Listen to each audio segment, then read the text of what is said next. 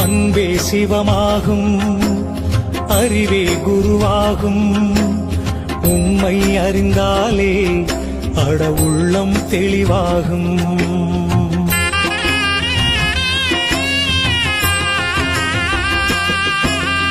அன்பே சிவமாகும், அறிவே குருவாகும்.